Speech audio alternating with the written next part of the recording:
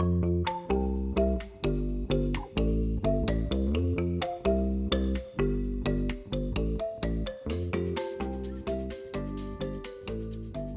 guys, welcome to Let's Talk Plant Medicine with Dr. O, Cannabis, Psychedelics, and Pharmaceutics. So glad that you guys are here with me today. Today we have an amazing topic. Oh my goodness, this is gonna be fun, guys. It's gonna be juicy. And guess what, folks? I also have this ridiculously funny lady with me today. She is a dear friend, but we're not going to get into that yet. Let's do our good house cleaning. So y'all know, you guys know what's up. You know the drill by now. What is our good house cleaning? This show is for educational purpose and should not be taken as medical advice. Consult with your doctor for all your medical need. Do not start or stop any medicine without talking to your doctor. What is our next good house cleaning? The next good house cleaning is our sponsor. I mean, without the sponsor, how are we going to be here? We cannot be here without the sponsor. We need the money to keep this show going. So who is, I know, cha-ching, make it rain, get them coin. So this show is sponsored by WCI Health. They are your alternative health and wellness hub. They are also the makers of Glow's Beauty and Pet products, and they also have various educational programs like Cannabis as Medicine Masterclass, Sleep Masterclass, various masterclasses. So for more to learn more about WCI Health, head straight to their website, wci-health.com. Also, you are part of the sponsor. Yes, you are one of our sponsors on Patreon. We want to say thank you to our Patreon supporters, our Health Equals Wealth members. Indirectly, you are supporting this show when you enroll in our membership, Health Equals Wealth membership. And of course, all you other folks that are still waiting out there, are still thinking and prodding, you know, you fans already, you know you love this show. If you are out there and your organization and you would like to sponsor this show, please slide in my DM or head straight to WCI-Health and send me an email. I will be very, very appreciative of that. Having said that, I know most of you know me by now. No. I'm not trying to let it go to my head, you know. But for those of you that are new to the platform, who the heck is she? I know you're wondering. This is Dr. Lola. I am Dr. Lola, also known as Dr. O. I'm your clinical pharmacist and plant medicine queen. That's what they call me. I didn't give myself that name. They gave me that name. I'm a plant medicine queen. How do I help you? I help you level up on your wellness journey using the healing powers of botanicals and education as tools, so you can save money on your healthcare costs, avoid adverse reaction, and live your best life right here and now. What do I have? What right do I have to be able to talk on this topic? I'm a clinical pharmacist and I grew up using herbal medicine. So I bring in that knowledge to help you level up on this journey. So that's that about me. So let's do this, folks. And today like I said, we have one of my dear friend, Laura Hamilton. Laura and I, we met couple of, before the pandemic. It's been over a year, probably going to 2 years or at least a year and a half now. So we met at the Women Empower in Cannabis Summit. We kind of gel like PB and J immediately. She is a fun human. I love Laura. She's doing amazing thing in this space. So Laura is a cannabis educator. She's a certified cannabis educator, and she's the founder of Women's Sex and Cannabis. Hey, guys, join me to welcome our guest today, Laura. Welcome to the show. We're glad to have you. Yay, I'm so happy to be here. You know, I'm a big fan of yours, Dr. O. You know, I'm a big fan. Yay, I'm so excited. I know. Thank you so much, Laura. You know, I mean, I respect you a lot. You are one of really powerhouse in our space in cannabis community. The great thing you are doing with Chief Skis, and I will be talking to Chief at a later time. The great thing work you are doing for our community is absolutely appreciated. Especially folks, this lady, she is more knowledgeable about history than even all our history teachers put together.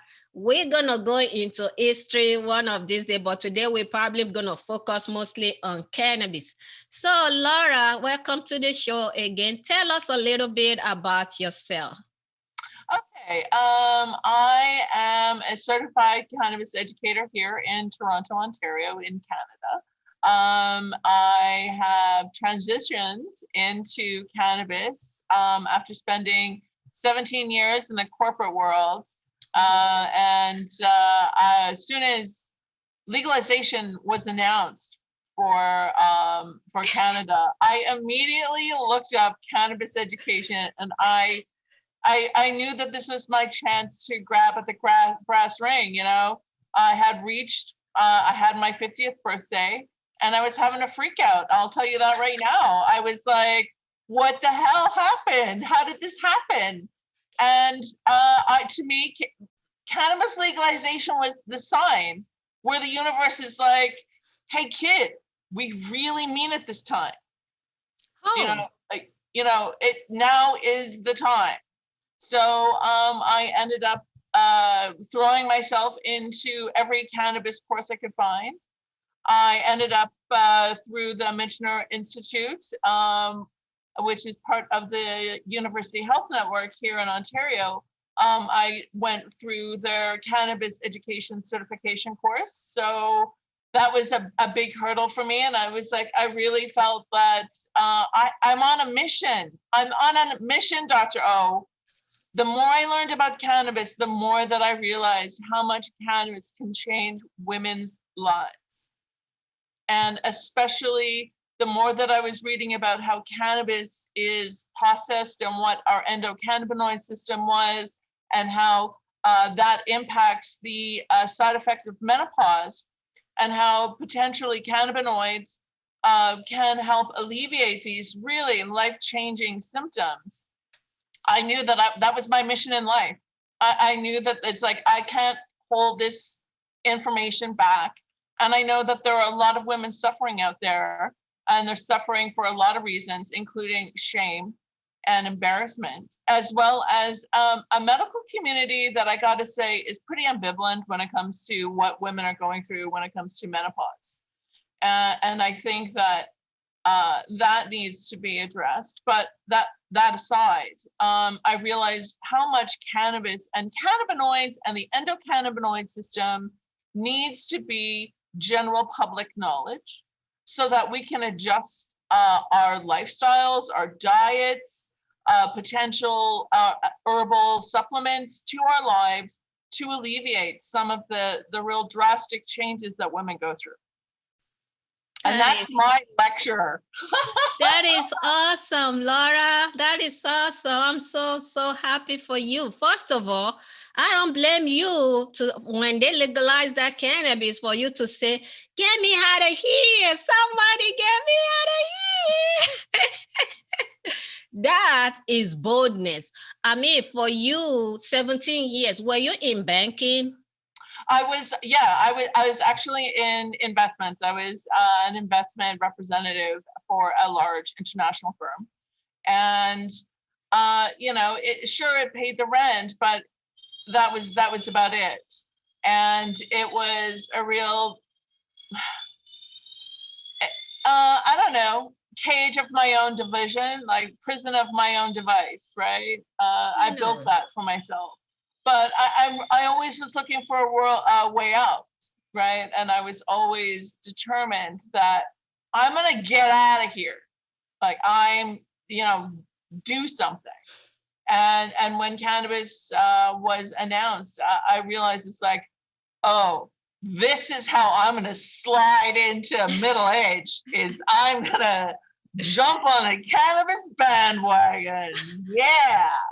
And I really did. And I got to say, I was flying blind for a long time, but I ended up finding an amazing community of people who, through the legacy market or through their own educational courses, I learned so much in the last 3 years. I just feel like I'm a sponge that's soaking up as much information about cannabis as I can. Just because as soon as I realized that this can help women in a stage of their life where, you know, they might be okay in their career, they might be okay in their marriage and stuff, and then everything from the waist down completely changes the game. And nobody wants to talk about that. And when I was reading about how cannabis interacts, again, with certain systems and how that impacts our libido and secretions and that sort of thing, I realized, oh, this could be a game changer for a lot of women. Yeah, that's awesome. First of all, I have to raise my hat to you, Laura. Because for me, I've been in science all my life. You know, I've never done anything other than science, all those crazy chemistry, med chem, all those crap that we do. Chemistry 101. That's all I've always done. So for somebody like you to go from the corporate world, it's like two parallel lines. So for you to be able to make that transition, and you're killing it out there, I know you. You're killing it out there. Oh, thank you. For you to be able to make that transition and be able to talk about endocannabinoid system and be able to comprehend and understand. There are a lot of folks that have even been in science all their life. They're still trying to figure it out. You are an amazing animal, girl. Oh, thank you. Well, you know what? I really, like, soon as I have to give some like shout outs to the Khan Academy, which I use quite a bit because I never took a biochemistry class. And when they were talking about G protein coupled receptors, I was like, what? That's interesting. So I would go onto the Khan Academy, which is a free service. And I would just type in G protein coupled receptors and I'd watch that video and kind of go, oh, that's interesting. And then I would took like all of the little courses about what's in a cell membrane. But when I realized what an endogenous ligand was and what a ligand was, I was like, I could totally geek out on this stuff. So if I had my time again, I think for sure I would have been in the science class going, let's talk about like downstream chemical reactions, because this is like so cool. My goodness. We have unleashed the demon. We have unleashed the demon here, folks. You are amazing. Let's talk about sex. Let's talk about sex, baby. Let's talk about you and me. Absolutely. Let's talk about sex. Cannabis and sex. Are you kidding me? First of all, there is the stigma that comes around cannabis. And we don't even want to talk about sex. The taboo surrounding that word sex is, it's like, don't say it. It's like that. Everybody doing it, but nobody want to admit it. What do you say? I mean, tell us a little bit about what is the disconnect? How do you explain the stigma surrounding cannabis? And when you start bringing it into sex, how are you navigating this space? Okay, well, in my own kind of, I'm going to call practice, in my own workshop. Definitely. Yeah, that is a practice. I focus on menopause and cannabis and libido and cannabis, specifically how in menopause there are a lot of issues when it comes to women and their libido. And women have a real difficult time talking to a medical practitioner about the fact that maybe they're having some dryness and pain issues when they're having intercourse with their husband that they've been married to for 25 years. And feeling shame that, you know, even asking for assistance is making you seem self-indulgent, because what you really should be worrying about is like the mortgage payments and how you're going to pay for college and all of that stuff. So having like some sort of performance issue seems like you're asking for too much, that you're going to just kind of like ride it out and grin and bear it, and that'll be okay, because, you know, get along and it'll be fine somehow. And women are quite fearful of bringing the subject up, even though it may be really impacting them. Because, you know, let's face it, we all deserve an intimate life that is fulfilling for both parties in that bed. Or three, depending on the type of marriage you have. I told you guys it's gonna get a little freaky today. You know, no judgments from me, but definitely. I think that women have a difficult time talking about intimacy after a certain age. I don't know about you, but if you notice, when we're 21 years old, we can't shut up about it. Oh. And then we turn 40, and then it's like it goes into a vacuum of complete silence. And the last thing that you hope everyone thinks about you is that time that you took off your top in the middle of the baseball game, right? So, and then that's fine. But I think that so many women are honestly suffering in silence, and the medical community doesn't make it easy for women to address this, because it's the actual medical attitude around, for example, menopause itself. Just because I guess I'm going through it, and I've been really surprised, even though I have a really great relationship with my doctor, the options basically are hormone therapy or, you know, wing it. So those are your two options. You can go with the pharmaceutical route, or good luck, sailor, I'll see you on the other side, which potentially could be a decade. So, you know, off you go, little fly away, and try and cope with like really horrific symptoms, like hot flashes, kind of like brain fog, emotional ups and downs, because your hormonal body is going through chaos right now and trying to just be stable. And that's why something like the endocannabinoid system and how we deal with stress and how we process stress chemically comes into play.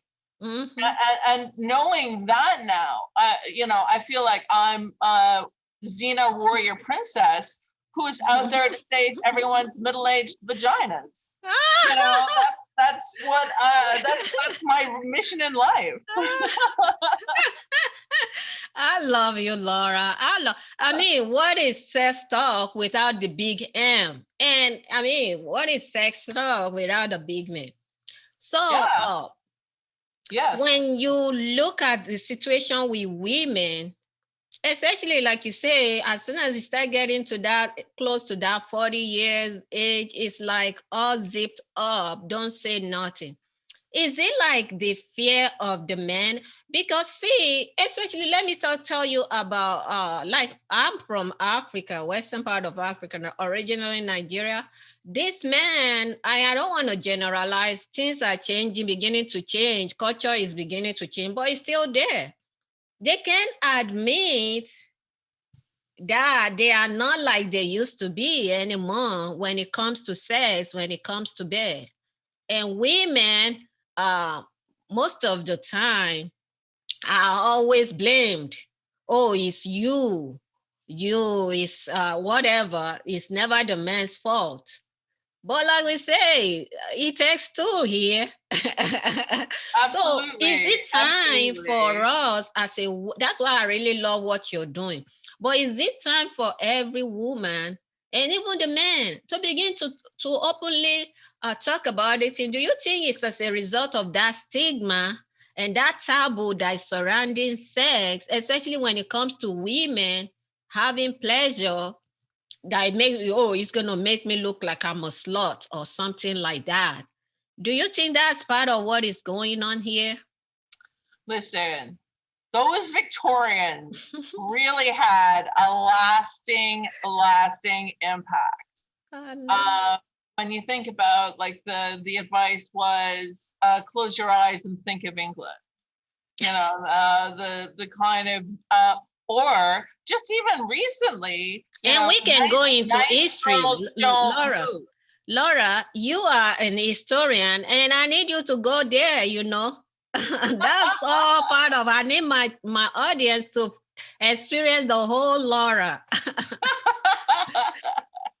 Well, yeah, I mean, it's when I think of just how drastic the life between what my mother led and the life that I now lead, when we are both comparably the same age, and realize that, you know, so many generations of women have been considered, you know, middle-aged crazy, and that if you want to have sex after, you know, you've had your children, then you're some sort of a nymphomaniac, crazy hormonal nutcase, and that is like nothing but trouble.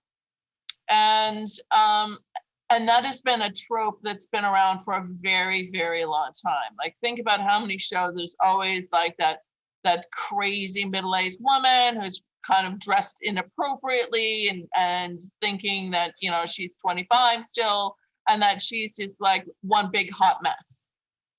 So women in their own homes are now thinking, okay, if I'm trying to indulge in an intimate life where it's better for me, then somehow I might be turning into this crazy person. And I think that does women such a great disservice, because, you know, we deserve to have orgasms too. Definitely. Man, for sure. I mean, for sure, my sister Laura, that is absolutely fabulous. That is amazing, amazing. But whatever, when we're talking about, I want to stay on that topic, libido, menopause, and cannabis. When we are talking about that, do you think it's all as a result of hormone alone, or are there other conditions that might be going on? Oh, I think that there are a lot of emotional issues as well, because let's face it, the greatest sexual organ we all have is our brains. So when you're thinking about the aging process, where you're having dissatisfied, uncomfortable, painful intercourse, and your intimate life is tied up with all of these emotions that are quite difficult to it's a burden, you know, it's a real burden that women carry. And not being able to verbalize that, of course, will have an emotional impact, and have like, you know, it comes out and manifests itself in different ways. And certainly that would, how are you possibly going to feel sexy if you've got a heat rash under your boob? Right? You know, get off me. So, oh Lord. Yeah, so it's really it's a tough challenge. Like, how am I? Don't even get me started on chin hair. Go for it, girl. Go for it. And I'm telling you, that's why I have to cheer for the Vikings, because I already have the beard. So yeah, it's a tough thing to like feel like, oh, I'm going to like take control of my sexuality, when all you do is like look in the mirror and feel self-critical. Yeah. And then on top of everything, that you have like lubrication issues, and somehow your mango turned into a corn husk overnight. You don't understand why. That part. You know, and it's like you really feel betrayed, and it's like your own body is betraying you, and on top of that, it's not like you can walk into your doctor's office and go, hey, I'd like some orgasms, please give that to me in a bottle. And a lot of the time, we women, we tend to believe the lies that, oh, it's our fault. We are the one, we are old. And the man, sometimes, I'm not trying to pin us against each other. It happens on both sides, but a lot of the time when it comes to aging, especially if there is closer, both partners are closer in age, sometimes, unfortunately, it is what it is. The man go out there and get a younger woman, and the woman is left there wondering, you know. But I guess we have to stir ourselves up and say, you know what, we can be a cougar too. Yes. Yeah. And you know, based on personal experience, that is also a viable option. I love you, Laura. I can stay on this topic forever. And folks, yes, it's still Dr. O. We are still talking, we are still in Let's Talk Plant Medicine, Cannabis, Psychedelics, and Pharmaceutics with Dr. O. Today, we are with Laura Hamilton. She is a certified cannabis educator. She is an expert. She is specialist in cannabis, sex, and women. And we are going there today, folks. We are not shying away from it. Laura, talk to me. When you think about, let's move a little bit towards more of cannabis before these folks think, these women, what's up with them today? When we talk about cannabis, and you know, the lies has been spread forever. Lies has been spread forever. So when we talk about cannabis and the way people see it in our community, when you look at the science, evidence that is supporting cannabis science, what is the disconnect? How do you connect the perspectives of folks out there to the science of cannabis? Does it even gel? I think there has to be the bridge. The bridge between science and public perception is education, which is the only way that we're ever going to kind of shift a whole kind of slow moving boat of society. It's going to be a slow progress, but that bridge should be education, and not just education for the medical community, but also just general public knowledge about what cannabis is, what the concerns may be, and show what benefits can also be the result of taking them. So there has to be a balanced approach, and there has to be, I think, more uniformity in the cannabis community about how we approach what a CB2, CB1 receptor is, what the endocannabinoid system is, what what sort of dietary and nutritional supplements also help stimulate the endocannabinoid system. It's not just necessarily cannabinoids themselves, but this is like a whole health issue. And I think that getting rid of the shame comes with experience. And the more people kind of experience in an educational setting what cannabis is, I think like the shame level and the sort of judgment for use goes down. Nobody looks at you and says, oh my God, you heart patient taking aspirin every day? Mm-hmm. You must be a drug addict. I know. Mm-hmm. Mm-hmm. That part. Nobody says that. Or nobody says to a diabetic, how dare you take insulin? Mm-hmm. Because that's kind of shameful. Using a needle, how dare you? So I think that through experience and through positive results and through education. That's how we're going to remove the shame. That is awesome. That is, you just dropping gems upon gems upon gems upon gems. That is amazing. Nobody tells folks with diabetes, how dare you take insulin. That is amazing right there. Thank you for bringing us to that realization. Yeah, we need to start bringing this discussion out there and begin to really verbalize it, that come on, let us think. These are botanicals. These are plants. You plant the seed, it grows. Yes. And when you look at it, the fact that a lot of our pharmaceutics were originally derived from plants anyway. Anyway, yes. I got a question for you, Laura. For those folks, because I mean, you're talking about endocannabinoid system, CB1 receptor, all this cool stuff. What do you say to our folks out there that are wondering, they said, oh, Laura is it's really smart. Is it that easy for average folks that don't have that science background that might be wanting to go into to do similar things that you do? What advice do you have for folks like that? I don't want to go to the next topic. I want to address this before we move on to another topic. You mean the sort of first steps for somebody to understand what cannabis is?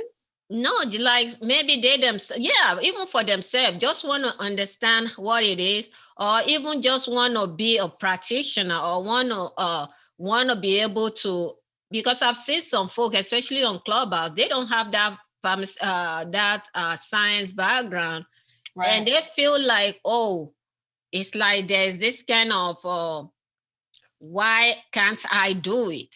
Is anybody saying you can average person that doesn't have science background can do it? Do we need any prerequisites for folks to be able to take some of these classes? No. There are some pretty interesting videos out there on YouTube, but for the more science-minded folks that might be listening, there is a lot of great articles in the Canadian Pain Society website, which has a well-documented, scientifically peer-reviewed, that was released within the medical community, talking about their consensus around cannabinoids in the clinical practice. So they talk about the various scientific studies and clinical studies that have been done recently. And since there has been legalization, at least here in Canada and as well as in Israel, there are so many clinical studies out there right now that you can get lost in them. You can really get lost in them now. And it's such a positive sign because there's so much science. Mm-hmm. But how this science is coming to the average citizen is like as I said, that bridge has to be education, because like, I'm going to geek out on that, but my 87-year-old mother is absolutely disinterested, other than, can you put that cannabis stuff on my shoulder so I can go in the garden? Oh. So like, it has to be in digestible bits. And I get that. And I understand that. Ultimately, if I was to describe what cannabis does in the human body, I would say it's like the settings on your phone. If the settings represented pain in your body or stress, if you go into the settings, you go, I'd like to dial that down, please. That's what cannabis helps with in terms of what it does for you. That is so awesome. It's like the volume control of pain. It helps how your body processes pain. It helps your body kind of deal with it, as well as the stress of actually being in pain. So it's a really interesting, like, oh yeah, I'm telling you, You created a monster. If I could do it all again, I for sure would have been in the science classes, because I just can't believe how cannabis matches in the human body. And, you know, what's interesting is the second highest concentration of CB1 receptors is in the female reproductive system, and which is why it was absolutely an herbal medicine for childbirth and for menstruation. And here's my historical fact. Queen Victoria used cannabis for her menstrual cramps. Okay. The most sexually repressed human to ever rule England. Well, maybe Henry VIII, but that aside, the woman was in a corset and using cannabis, and no wonder. So I normally say something. I say, if it's good enough for the queen, it must well be good enough for you and me. It was good enough for the queen like 150 years ago. I know. So I know. It don't make no sense. Why do we still have it on Schedule 1? If it's good enough for the queen, it must well be good enough for us. Deal us in, folks. Deal us in. Menstrual cramp is still here. It's not gone away. Can we have some relief here, please? Hello. And just like, I don't know if you've read the recent studies on something called Dravet syndrome, which is like an extreme form of epilepsy in children. And using cannabis like drops their seizure rate down to almost zero. And imagine being a parent and you're telling me that my child needs to suffer because you think that this is like some sort of horrible Schedule 1 drug. Like, what are you doing? It makes no sense to me. Makes no sense. It doesn't make sense. It doesn't make sense, Laura. It absolutely does not make sense. My middle son, had a history of seizure disorder, and we had to temporarily put him on pharmaceutics. He only had two, and it was whatever happened, we didn't know, because he had the first one, we didn't want to put him on anything. Then the second one, we said, okay, we had to put him on it. Me as a mama bear, I had to be like monitoring everything. Within a couple of months, he has gained weight, his face swollen and everything like that. When I go to the doctor, she was like, oh, we're gonna raise the dose. I said, we're not raising no dose. We are not raising no dose. I need me the psychologist or psychiatrist doctor right here. We're not raising those. And I had to literally be an advocate for my child. And after they review everything, within about 6 months, within a year, he was literally taking off the medicine. As soon as he was taking off the medicine, and I'm not saying that's the case for everybody. You get what I'm saying? Especially when it comes to those psychiatric medicine, we do not want you to start or stop. Don't stop it. But at the end of the day, the side effect of some of these pharmaceutics is just unbearable. It's unbearable to the level that some of the patients don't even want to take it. How do you get well when you can't even take your medicine? How? Oh, yeah, absolutely. Absolutely. Yeah. I think that what I was really interested in was what they called the brain-gut axis, where the digestive system and cognitive abilities are really linked. Like, you really are what you eat and how you think. Like, how you think is what you eat. And how the endocannabinoid system interacts with how we establish memory, how we deal with stress, emotional processes. Like, they're finding out so much stuff about the endocannabinoid system that I could talk to you for hours about it, because I was like, wow, I found out there's some stuff this week. It's so cool. Oh yeah, I'm a total absolute cannabis nerd. We cannot even go into that realm, because when you even talk about the gut, And when you look at the gut, what is the, and the brain and the emotion and all that, what is the main chemical that we use for that, which is serotonin. And when you talk about serotonin, it was first discovered in the gut. That was where it was first found.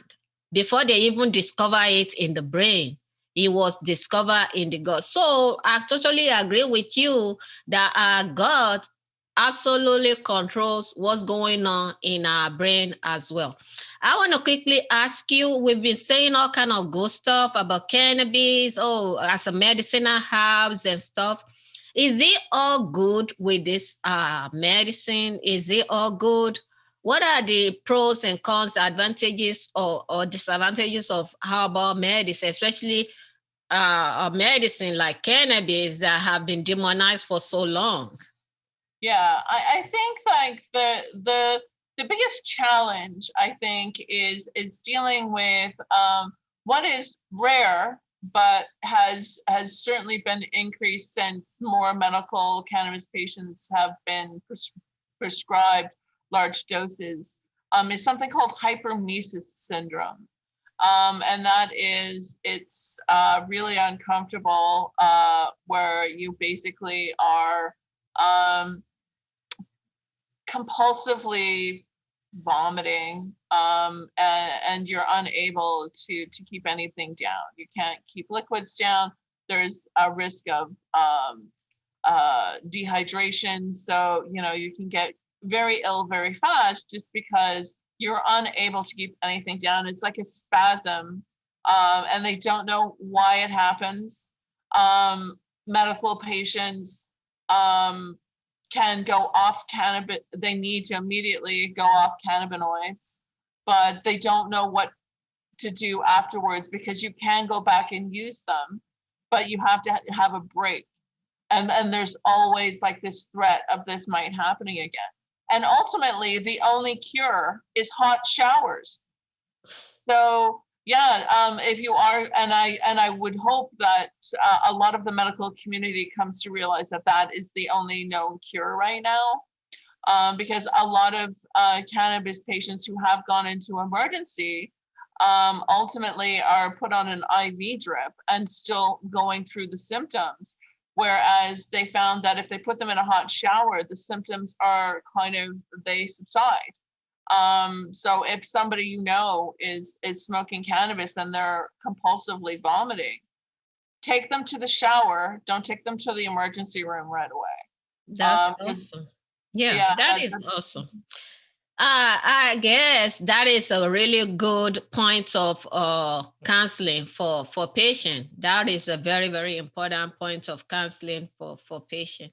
That is really cool. So, Laura, before I even let you go, some of our audience that are listening to you, they're like, oh, she just throwing gems down upon gems, diamond and golden nuggets.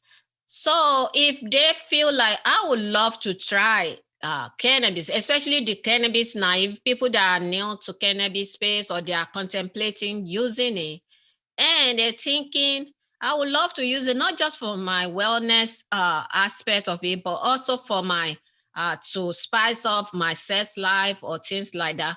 What is your advice for folks like that? And they're thinking, will it even work for me, or will it not even work? Yeah, cannabis is not a cure-all for everyone. And I think that there are, if you are new to cannabis, the best way to start is a topical. If this is for pain relief, if you're looking for joint relief, for example, you have some sort of stiffness, muscular issues, start with the topical, because you aren't going to get any sort of psychedelic high. It's going to be addressing the pain experienced in that localized area. If you're using it as a sex aid, there are tons of sex lubes out there right now that have both THC and CBD content. I would definitely do my research before I would apply anything onto my special areas. Okay. But people have found an amazing relief with certain suppositories, because to help with pain relief. There are also, as I said, lots of lubrication products out there that have the sort of symptom relief that women will really appreciate, such as, pain. There's nothing sexy about pain, and that's why I would start with topicals. If you wanted to indulge in smoking, I would prefer people start off with vaporizing, because of course smoking is never a recommended thing. But to always go with a low dosage and slow, because if you are a naive or new user, we don't know what's going to happen, because at this point, the science cannot predict with any certainty how your chemical nature is going to process the cannabinoids you're introducing to it. Some people have a great first experience. Some people have a really horrible experience. There is no way for us to predict that. And if anyone tells you that they can, I would really take that with a grain of salt, because they don't know. Nobody does. Yeah, thank you so much for that. That is amazing. So, Laura, before I let you go, this is amazing. This is really wonderful. We are so glad that you are here. For our audience that would like to maybe work with you, connect with you, get to know you more, know what else, any other ways you might be of service to them, where can they connect with you? Okay, you can connect with me on Instagram. My handle is laurahamilton.cancan. You can get a hold of me through my website, which is womensexandcannabis.com, all one word. So it's like womensexandcannabis.com. That's me. And get in touch. We can set up meetings. I do one-on-one coaching. I also do group classes where I can educate women about what cannabis and cannabinoids and menopause and libido, what they all have in common, which is our vaginas. Awesome sauce. Thank you so. I can talk with you forever, Laura. I can just talk with you forever. But time is not our friend when we are having fun. Thank you so much, Laura, for being here today. We really do appreciate it. We definitely have to do this again soon. We have to bring you back. I am always available for you, Dr. O. I'm such a big fan. And I really loved your book. So my thumbs up. Thank you. Thank you for shout out for the book. Hey, folks, that's our show for today. For those of you that would like to sponsor this show, please slide in my DM or go to wci-health.com. If you love this show, you love this episode, please comment, leave your comment on your viewing platform, and also share this episode with your friends and followers. And for those of you that are not yet joined our Facebook group, we have a Facebook group now, Health Equals Wealth members. Health equals wealth. The equals is the sign, and it's together. We're gonna so go to the Facebook and come join our community. It's going down there. And also remember to join us on Cannabis Psychedelic Club every Wednesdays and Saturdays, 6 p.m. Eastern Standard Time. So until next time, remember, guys, health equals wealth. Bye, guys. Thank you, Laura, for being here. We appreciate you so much. Bye. Thank you. Bye.